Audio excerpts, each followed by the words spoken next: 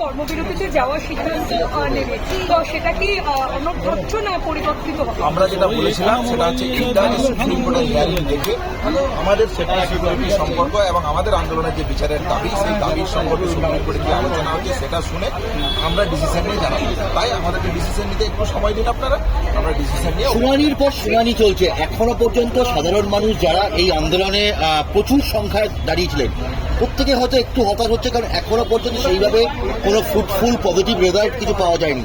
সবাই বলছেন যে সময় লাগবে, কিন্তু আপনারা কি বলছেন যে এতগুলো শুনানি হলো, আজকের দিকেও তো সবাই তাকিয়েছিলেন, কি বলে শুনানির জায়গা থেকে এটাই বলার যে প্রকৃত দোষী কারা এবং এই ঘটনার মোটিভ কি ছিল, এই জায়গাটা সুস্পষ্টভাবে সামনে আসা উচিত এবং যে বা যারা দোষী তাদেরকে আইডেন্টিফাই করা এবং অ্যারেস্ট করা অতি দ্রুততার সাথে।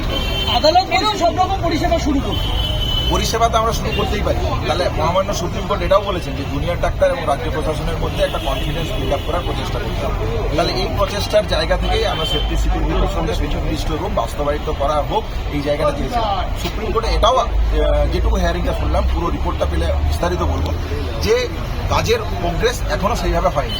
আমরাও তো বাস্তবে দেখতে পাচ্ছি যে সিসিটিভি কিছু কিছু জায়গায় হয়তো লাগানো হয়েছে, কিন্তু সেগুলোর মনিটর করা এবং বাকি যে জায়গাগুলো, যে অন কল রুম থেকে শুরু করা, ওয়াশরুম থেকে শুরু করা, থ্রেড কালচার নিয়ে inquiry committee, college wise task force তৈরি করা, যে আলোচনার প্রতিশ্রুতি চিফ সেক্রেটারি মিটিংয়ে হয়েছিল সেই জায়গায় বাস্তবায়িত রূপ কোথায়?